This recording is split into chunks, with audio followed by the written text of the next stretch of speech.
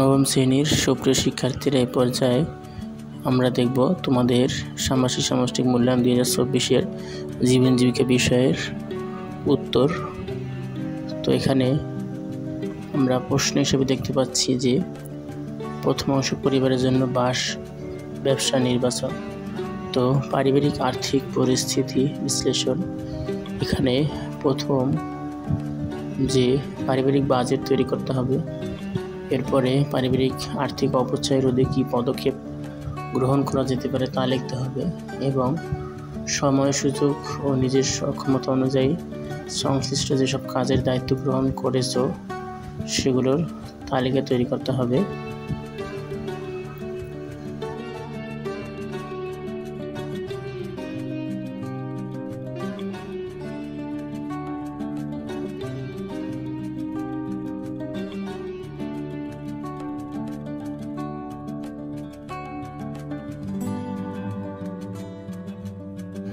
তো আমরা এখানে দেখতে পাচ্ছি প্রথম অংশের উত্তর, পারিবারিক বাজেট তৈরি। তো মাসিক কত আয় হচ্ছে, কত খরচ হচ্ছে এবং খরচের ক্ষেত্রে খাদ্য, বাসস্থান, শিক্ষা, চিকিৎসা, অন্যান্য এবং সঞ্চয় যদি থাকে তাহলে সঞ্চয়, আর সঞ্চয় না হলে ঘাটতি। তবে সেক্ষেত্রে তোমাদের অবশ্যই এখানে সবারটা ভিন্ন হতে পারে, কারণ সবার খরচ এবং আয় এক না। তো যার যেরকম খরচ, যার যেরকম ব্যয়, সেই অনুযায়ী এখানে উত্তরটা এখান থেকে লিখে নিবে।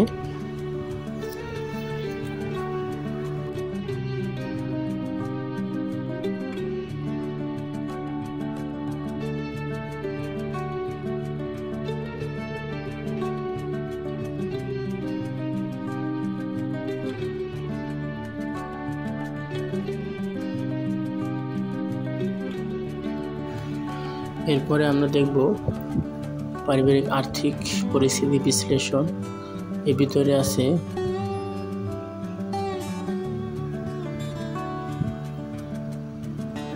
অপচয় রোধের জন্য যেসব করণীয় কাজ করতে হবে সেগুলো হচ্ছে বিদ্যুৎ অপচয় রোধ করা, গ্যাস অপচয় না করা, যানবাহন অযথা ব্যবহার না করা, অর্থ অপচয় না করা, খাবার অপচয় না করা।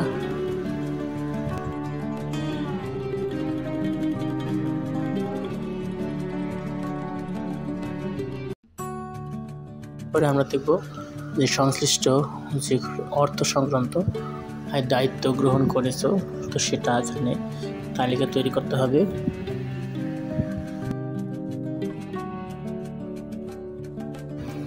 তো দায়িত্বের ভিতর এখানে অনেকগুলো অপশন রয়েছে, যেমন বাড়ির পাশে বাগান করে, বাগানে ফুল ফল বিক্রি করে প্রত্যক্ষভাবে অর্থ উপার্জন করা, হাতের তৈরি কারুকার্য বিক্রি করে টাকা উপার্জন করা, এরকম খাবার যেমন কেক, পিঠা ইত্যাদি অনলাইনে বিক্রি করা, আর্থিক সাহায্য করা, ফ্রিল্যান্সিংয়ে অর্থ উপার্জন করা, ছোটো ভাইকে পড়িয়ে বা এর ফলে বাসায় শিক্ষক রাখার প্রয়োজন পড়েনি, এক্ষেত্রে আর্থিক সাহায্য হয়েছে। এইভাবে করে লিখতে পারো। আর তো কেউ যদি অন্য কোনো ব্যবসার সংশ্লিষ্ট থাকো বা বাবাকে বড় কোনো কাজে হেল্প করা, তো সেটা এখানে লিখতে পারবে।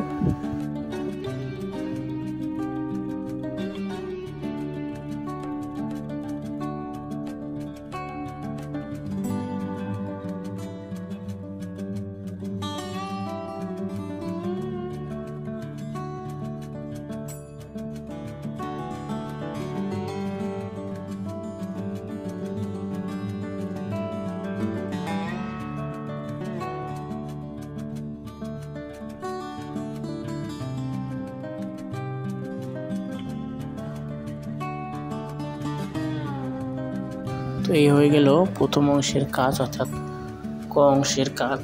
এরপরে আমরা পরের কাজগুলো দেখব।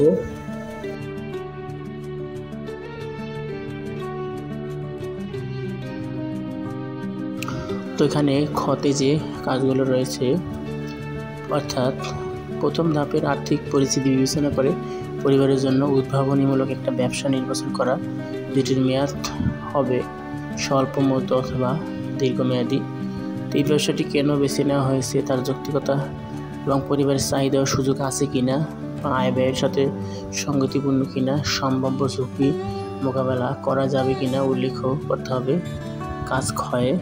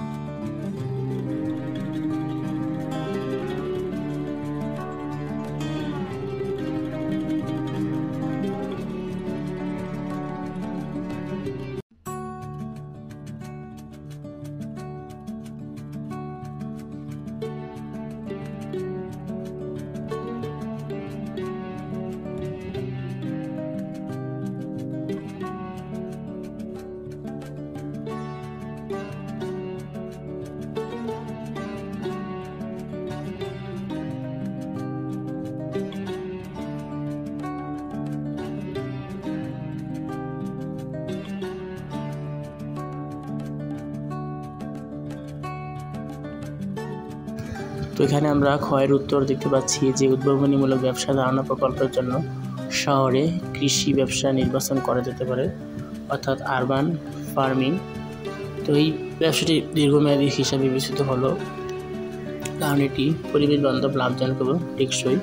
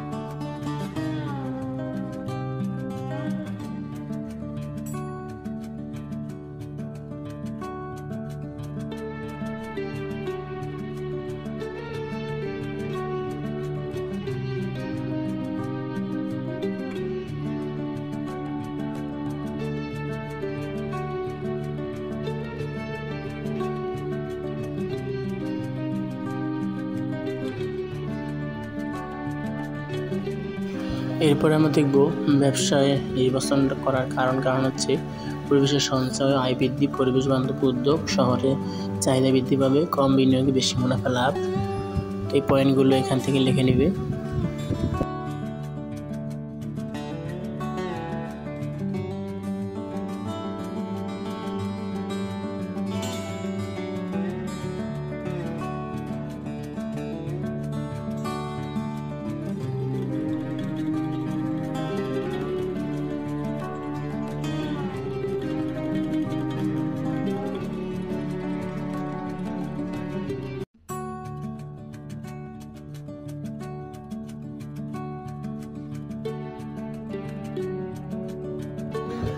এরপরে আমরা দেখব এখানে রয়েছে এটা দীর্ঘমেয়াদী কিনা, স্বল্পমেয়াদী কিনা, এবং হচ্ছে যৌক্তিকতা, অর্থাৎ এখানে যৌক্তিকতা এবং তার ঝুঁকি।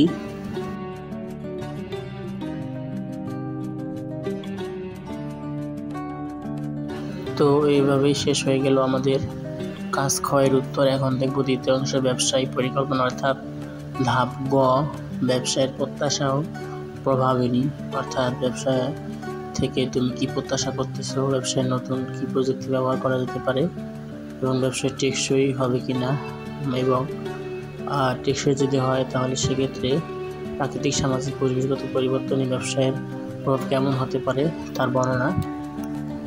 এই ছিল প্রশ্ন।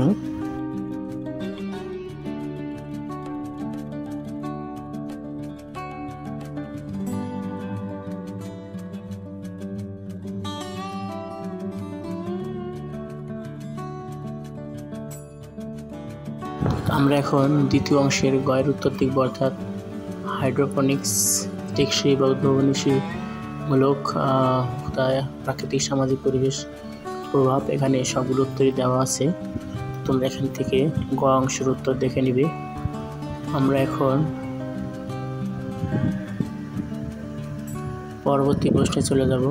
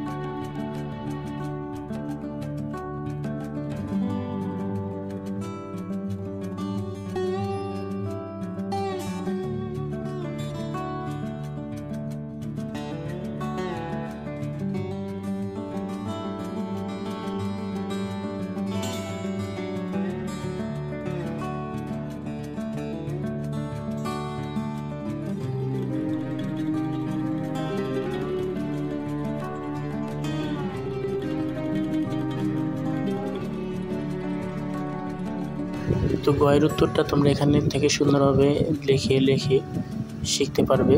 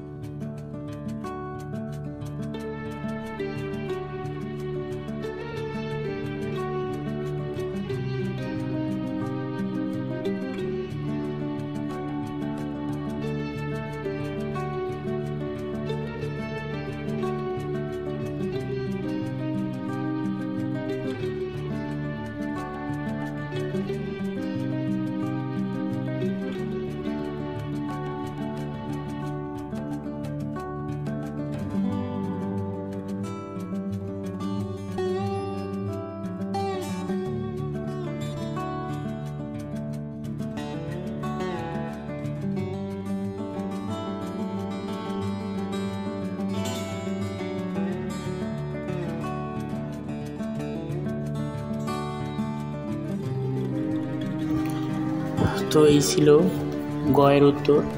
এখন আমরা দেখব ঘ। ঘ এর প্রশ্ন। এখানে ঘ এসে ব্যবসাটির জন্য আর্থিক বিশ্লেষণ অর্থাৎ সম্ভাব্য ব্যবসায়ের জন্য মূলত মূলধন কত লাগবে, কীভাবে উক্ত মূলধন সংগ্রহ করবে এবং তা ব্যবসায়ের সম্ভাব্য আয়, ব্যয় ও মুনাফা নির্ধারণ করতে হবে। এটা হচ্ছে গ এর প্রশ্ন।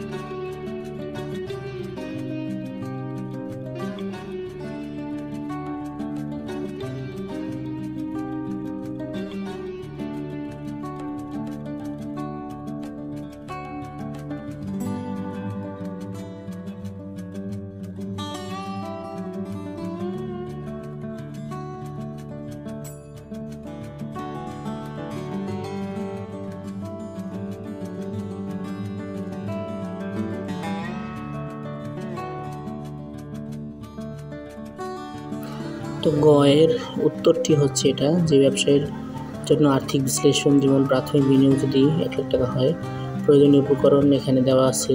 এরপরে ব্যবসায় আয়, ব্যয়, মুনাফা দেওয়া আছে, মাসিক আয় এবং ব্যয়, মাসিক কয় টাকা লাভ থাকবে, তো সেটা এখানে সুন্দর করে দেওয়া আছে। তোমরা এখান থেকে ঘ এর উত্তরটা ভালোভাবে লিখে নিবে।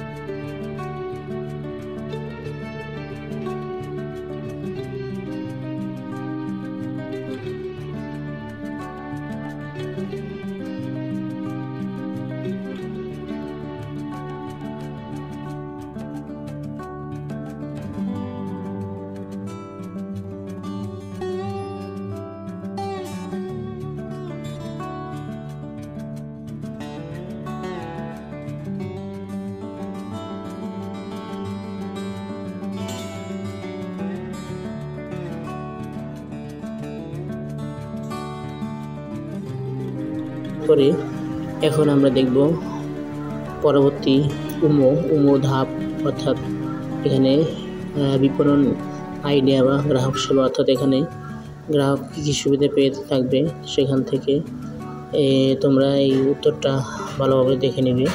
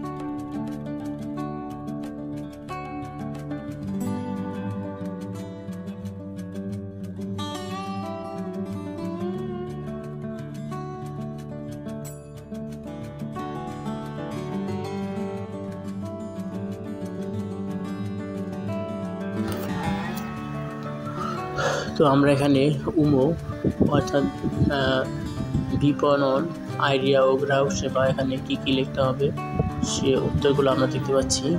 এখানে যেমন সামাজিক মাধ্যমে প্রচার, স্থানীয় সরকারের বাজারে সরাসরি বিক্রি, সাপ্তাহিক অর্গানিক বাজারে অংশগ্রহণ, গ্রাহক সেবা দ্রুত নির্ভরযোগ্য ডেলিভারি। এভাবে করে তোমরা এখান থেকে উমোর উত্তরটাও লিখতে পারো।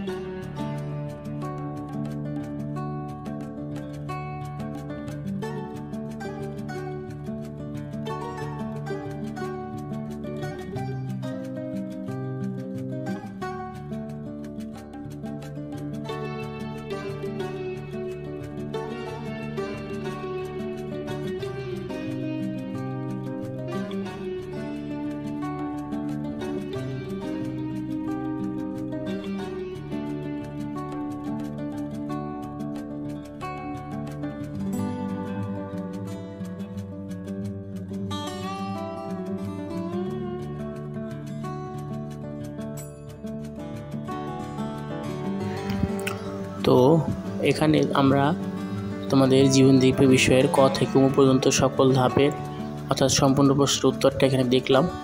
তো তোমরা এখানে আশা করি ভালো করে বুঝে শুনে লিখবে। কোনো বুঝতে সমস্যা হলে আমাকে কমেন্ট করে জানাবে। আর ভিডিওটি ভালো লাগলে অবশ্যই লাইক কমেন্ট শেয়ার করবে এবং পরবর্তী ভিডিও পাওয়ার জন্য চ্যানেলটি সাবস্ক্রাইব করে পাশে রাখার অনুরোধ থাকবে। দেখে অন্য কোনো নতুন সাবজেক্ট নিয়ে নতুন কোনো বিষয়ে। আল্লাহ তাআলা আমাদের সুস্থ রাখুক, ভালো রাখুক এই কামনায় আজকের মতো বিদায় নিচ্ছি। আল্লাহ হাফেজ।